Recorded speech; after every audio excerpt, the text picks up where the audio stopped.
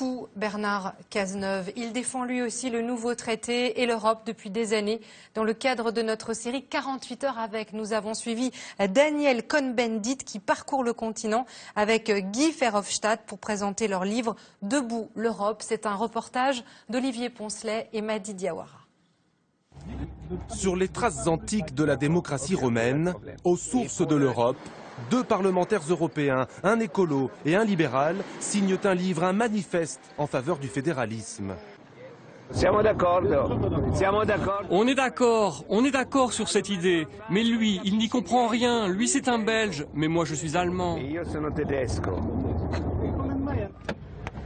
À bientôt 68 ans, le 68ard ne désarme pas. Bonjour, ça va la vie? Je suis jeune, il est vrai, mais aux âmes bien nées, la valeur n'attend point le nombre des années. Connaissez-vous l'Europe? Oui, malheureusement. Et il reste de nombreuses marches à gravir sur l'escalier du fédéralisme. Un président de l'Europe élu, un véritable contrôle démocratique de la Commission. Ses idées, il les défend sans relâche en anglais, en français, en italien et en allemand, quitte à marquer sa différence avec les Verts français. Alors ces Verts, ils vont voter contre le traité budgétaire. Mais tiens-toi bien, ils vont voter pour une loi française qui tienne compte du traité. Et ça, c'est incompréhensible.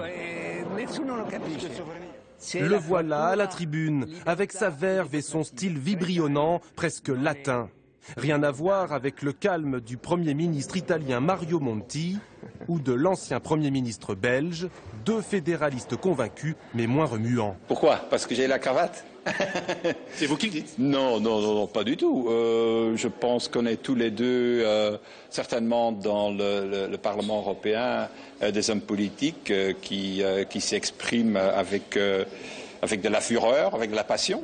Passionné d'Europe, Cohn-Bendit déclare sa flamme au fédéralisme à qui veut bien l'entendre. Avec cet argument, l'Europe fédérale, c'est comme la fin de l'URSS, elle peut advenir du jour au lendemain.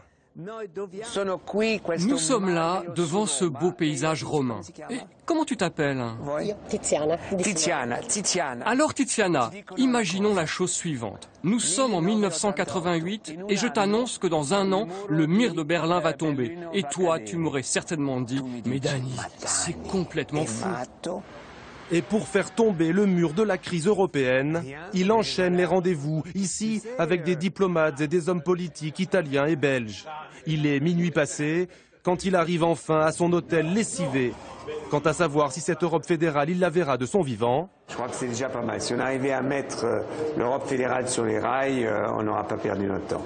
Bruxelles hier, Rome aujourd'hui, puis Londres et Genève. Demain à Berlin, si vous voulez. Avec un seul projet, fédérer les fédéralistes.